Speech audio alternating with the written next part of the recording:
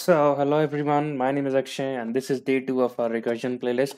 तो आज हम तीन बातें डिस्कस करने वाले हैं यार palindrome check using recursion, sum of digits using recursion and tail recursive and non tail recursive क्या होता है। तो ठीक है यार, चलते हैं इस पैलिंड्रोम चेक पे। तो पैलिंड्रोम चेक आप मुझसे पूछ सकते हो यार कि भैया इसको इटरेटिव अप्रोच में भी तो कर सकते हैं, हम रिकर्जन में क्यों कर रहे हैं। तो कर सकते हैं यार, एंड इटरेटिव वाला जो है ज़्यादा प्रेफरेबल है।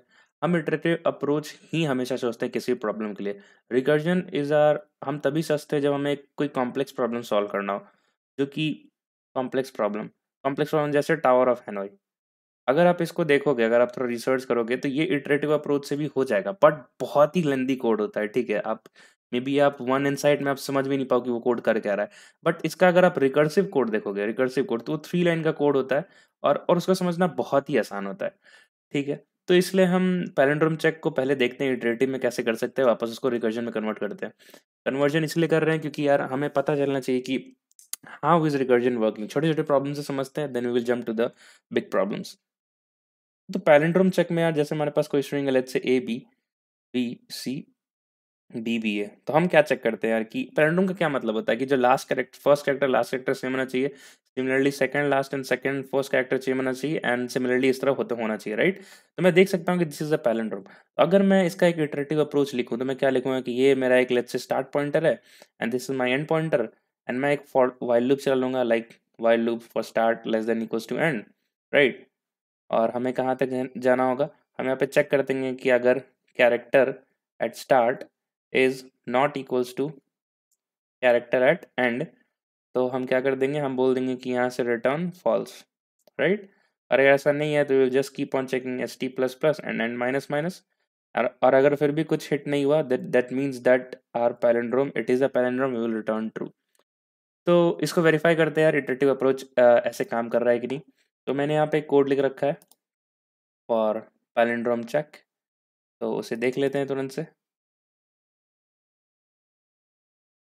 ओके, तो as you can see here कि मैंने यहाँ पे इटरेटिव अप्रोच लिख रखी है यार, ठीक है।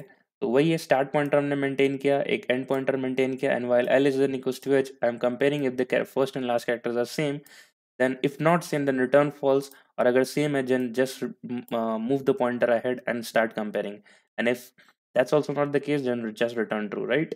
तो इसे एक बार रन करके देख लेते हैं। तो मैंने यहाँ पे इस पैलन कॉल किया, right, and I use the stream sing so it returns true, right. तो चलो देखते हैं अब इसको हम लोग इसको इटरेटिव अप्रोच में कैसे लिख सकते हैं, क्या इंट्यूशन हो सकती है। तो हमें हमारे पास एक स्ट्रिंग इनपुट होगा यार सबसे पहले तो, और हम क्या बना हम एक बूलियन बना लेते हैं, लेट्स से बूलियन फंक्शन। हमारे पास क्या होगा, एक स्ट्रिंग str होगा, और हम कौन कौन से पॉइंटर्स यूज कर रहे हैं, हम एक स्टार्ट पॉइंटर यूज कर रहे हैं और एक एंड पॉइंटर यूज कर रहे हैं, राइट। तो ठीक है, अब हमें इसके अंदर लिखना होगा। तो हम देखो इस इटरेटिव अप्रोच में हम हमारे पास एक बेस केस होता है। तो इटरेटिव अप्रोच में व्हाइल लूप हमारा वो दे रहा था कि हमें जब ऐसा कंडीशन हो जाए then we have to stop. तो मैं यहाँ लिख दूंगा कि if start is greater than equals to N then return return false, है ना। ये कौन सा केस है कि जब लेफ्ट पॉइंटर राइट पॉइंटर एक दूसरे को क्रॉस कर जाए, right. So if that the case, तो हम यहाँ पे क्या रिटर्न करेंगे, फॉल्स या true. We have to return in that case true, because हम कहीं पे भी जब भी लेफ्ट से और राइट से जब शुरू कर रहे थे तो हमें कोई भी डिस्प्यूट नहीं मिली, so that's why we are returning true, right. अब डिस्प्यूट कैसे चेक करना है, हमारे पास एक स्टार्ट पॉइंटर है, हमारे पास एक एंड पॉइंटर है। हमें उस केस में क्या लिखना होगा, सबसे पहले तो लिखेंगे रिटर्न, कंपैरिजन होगा कि S T R of start is equals to S T R of end. ये इक्वल होना चाहिए, साथ ही साथ we will recur for the rest of the part. So I will just write function rest of the part कौन सा हुआ, हम स्टार्ट पे थे और एंड पे थे, these two pointers are already compare, तो rest of the part string का ये हुआ S T plus one and end minus one. तो I just point it S T plus one and minus one, right. तो इस तरह से होगा। तो अगर आप इसका फ्लो देखो यार, रिकर्सिव फ्लो देखो तो ये कैसे काम कर रहा है। मैं छोटे के लिए लेता हूँ, लेट्स से सीबीसी है, फंक्शन ऑफ सीबीसी। तो ये क्या होगा कि सी एंड सी इक्वल है, राइट। तो इस किसके लिए कॉल होगा, ये फंक्शन ऑफ बी के लिए कॉल होगा, राइट। और अब यहाँ पे जो है वो स्टार्ट जो है वो इक्वल्स टू एंड हो चुका है, राइट। हम यहाँ से रिटर्न कर देंगे ट्रू, है कि नहीं। और यहाँ से रिटर्न हो जाएगा ट्रू और यहाँ से रिटर्न हो जाएगा ट्रू, तो ओवरऑल ट्रू रिटर्न हो जाएगा। तो चलो इसको प्रैक्टिकली कोड में देखते हैं अब। तो सेम चीज़ है यार, मैंने एक फंक्शन बनाया, एक स्ट्रिंग पास की, और उसके पॉइंटर्स पास किए स्टार्ट और एंड पॉइंटर्स। और हमने एक केस लिखी कि if start is greater than equals to N, मतलब स्टार्ट पॉइंटर जो है वो लेफ्ट में मूव करते करते एंड को भी क्रॉस कर चुका है, तो हम उस केस में रिटर्न ट्रू करेंगे। And at last we just have to check, हम चेक यही कर रहे थे कि first and last pointer should be same, तो यहाँ पे लिख दिया कि it should be same. And अगर वो सेम है तो let's recap for the next remaining string, तो रिमेनिंग स्ट्रिंग क्या होगी, st+1 and n-1। so let's run this program to true and true, you can see that, right? So I hope this thing is clear. So if I just remove a from here, so it will now return false and false. So okay, that's great. तो चलो यार अब दूसरे question पे करते हैं। ये सारे सैम्पल कोड्स मैं गिटहब एक रेपो बना के मैं लिंक दे दूंगा, तो आप उससे रेफर कर सकते हो। दूसरा क्वेश्चन है यार सम ऑफ डिजिट्स यूजिंग रिकर्जन, तो अब वो देख लेते हैं। सम ऑफ डिजिट्स यूजिंग रिकर्जन, तो इसका इटरेटिव अप्रोच पहले देखते हैं, फिर उसी को कन्वर्ट करेंगे हम लोग रिकर्सिव अप्रोच में। तो सम ऑफ डिजिट्स कैसे निकालते हैं, लेट्स से 253 है राइट, तो हमें मेरे को ये नंबर चाहिए और लेट्स से मेरे पास ये n है, तो 3 निकालने के लिए मैं क्या कर दूंगा n%10, तो it will be looking as 253%10, it will give 3। और फिर मेरे को नेक्स्ट डिजिट चाहिए राइट, तो मैं इसको कर दूंगा n is equal to n/10, तो ये क्या हो जाएगा 25 राइट। फिर अगेन मैं करूंगा n इक्वल टू n%10 और मैं सम में ऐड करते जाऊंगा, so it will be 25%10 it is equal to 5, मैं इसको ऐड कर दूंगा इन दो चीज़ को right. Again n equal to n/10 करूंगा and 25 will convert into 2, again इस पे मॉड्यूलो चीज लगाऊंगा and I will get 2, and again if I do n is equals to n/10, so it will be 2/10 and it gives us 0, so I have to stop here right। तो इसका iterative code इस तरह से होगा कि while n is greater than 0 हमें operations करने कुछ कुछ है। तो पहले ऑपरेशन तो हम यहाँ पे एक सम वेरिएबल बना लेंगे for this case, and I will write that sum plus is equals to n%10 to retrieve the last digit, and I will reduce the n by n equals to n/10। hope this is clear।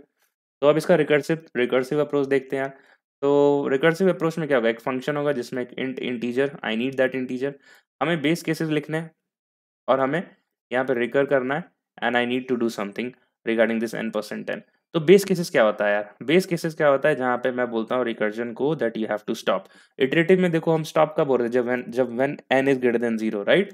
तो मैं लिख देता हूँ कि n is equals to 0, last में 0 में हो रहा था, 253 जब भी 10 से 3 डिवाइड होते होते वो लास्टली कहाँ 0 तक चला गया था right. If I just say if n equals to 0, return return 0, that to stop ho jaye that there is no answer for this n equals to 0।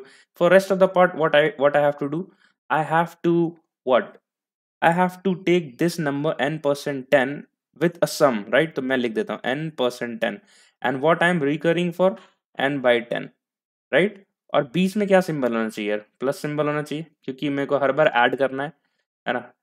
ऑलवी for every recursive call I made I have to add it right. तो इस function का flow कैसे चल रहा होगा, इसका एक flow discuss कर लेते हैं। So let's say function of 253 is there and how it will work, it will first call n%10, so it will call 3 plus function of 25, then it will call f of 25 will call 2 plus f of 5, f of 5 will call what, 5 plus f of 0, f of 0 will return 0, so it will become 5 plus 0, it will return 5, so since f of 5 is pointing to 5, it will return 5 plus 2 7, since f of 25 is pointing to 7, it will return 7 plus 3 10, and finally the 10 will be our answer right।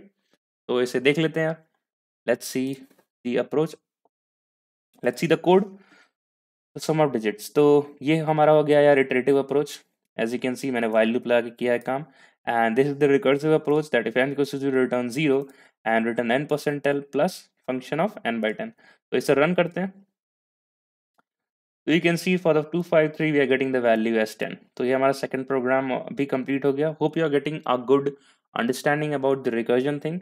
तो तीसरी topic हमारी थी यार recursive tail and non tail recursion, ये क्या होता है, ये भी एक टॉपिक है, इसको भी कवर कर लेते हैं तुरंत से। तो मैं थोड़ा बोर्ड क्लियर कर, तो ठीक है। तो हमारे पास दो टॉपिक है, टेल रिकर्सिव।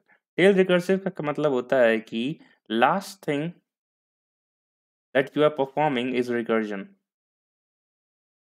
ठीक है। एंड नॉन टेल रिकर्सिव का सिमिलर डिफरेंट डिफरेंस होता है कि last thing is not recursion, you are using some statements, let's say print statements or anything, but that is not recursion, ठीक है। तो इसका क्या मतलब है यार, मैं आपको समझाता हूँ। तो लेट्स से लेट्स से कि मैंने ये जो लाइन लिखी है इसको मैं अल्टरनेट करके मैं इस तरह लिख दूं, मैं इसको इस तरह लिख दूं, मैं इसे ऑरेंज कलर से दिखाता हूँ। मैं इससे पहले कॉल कर दूं function of n/10 n plus n%10। तो इसका फ्लो किस तरह दिखेगा यार? तो function of 253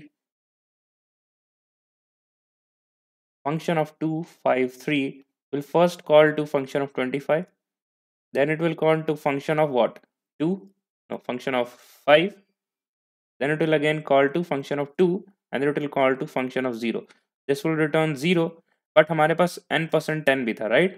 So what it will do? It will do 0 plus 2, right? And it will return 2. And what this will do? यहाँ पे क्या था?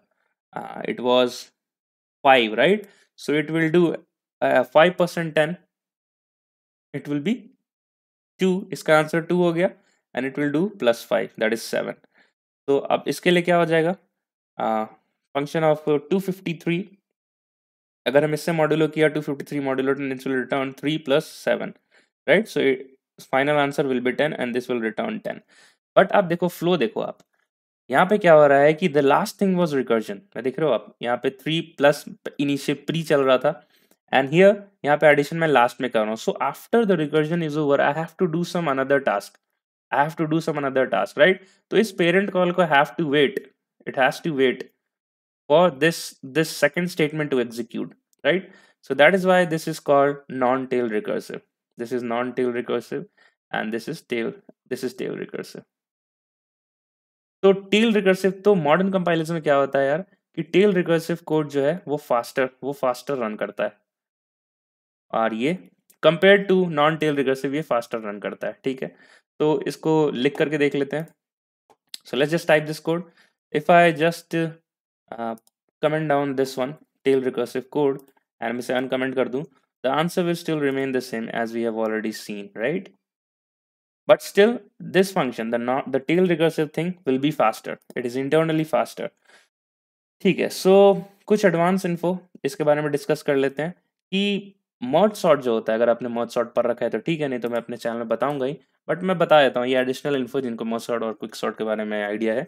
मर्ज सॉर्ट में अपन क्या करते हैं, we do the partition and then we do the partition, that is the recursion part, and then we call the merge to sorted arrays function. So we are doing recursion first and then we are printing something, we are doing some operations other than recursion. So that is considered as non-tail recursive. And quick sort में क्या होता है कि the last step is recursion. So this is also a reason, this is also a contributing factor that quick sort is faster than merge sort. This is not the only reason, but this is one of the reason.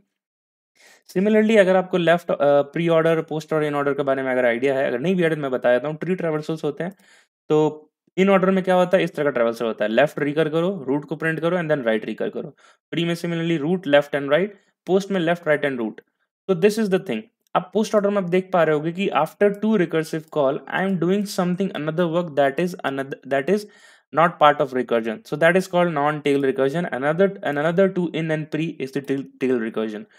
So if required to find the sum of a tree in any question, then it is preferred to use pre or in order traversal because it is comparatively faster than the non-tail recursive codes. तो hope आपको ये बातें भी समझ में आ गई है. So we discussed 3 things. First is the palindrome check. We can do it by iterative approach and we must do it by iteration.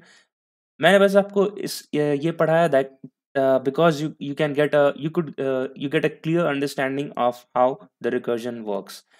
Second example I showed you a sum of digits using recursion. We can do that question also by iterative approach and you must do that. I just explained it to get a quick overview of recursion working in this problem. तो हमने code भी देखा और हमने उसका flow भी देखा. Lastly मैंने आपको recursive and non tail recursive के बीच में डिफरेंस समझाया. तो ठीक है, वीडियो को एंड करते हैं यहीं पर and we will continue with this day 3 of rope cutting problem. And if there is a problem link related to GFG, I'll just comment it here and we'll post the video link. Okay, मिलते हैं कल के day 3 के recursion की playlist में. तब तक के लिए बाय बाय, टेक केयर और अपना ख्याल रखो यार.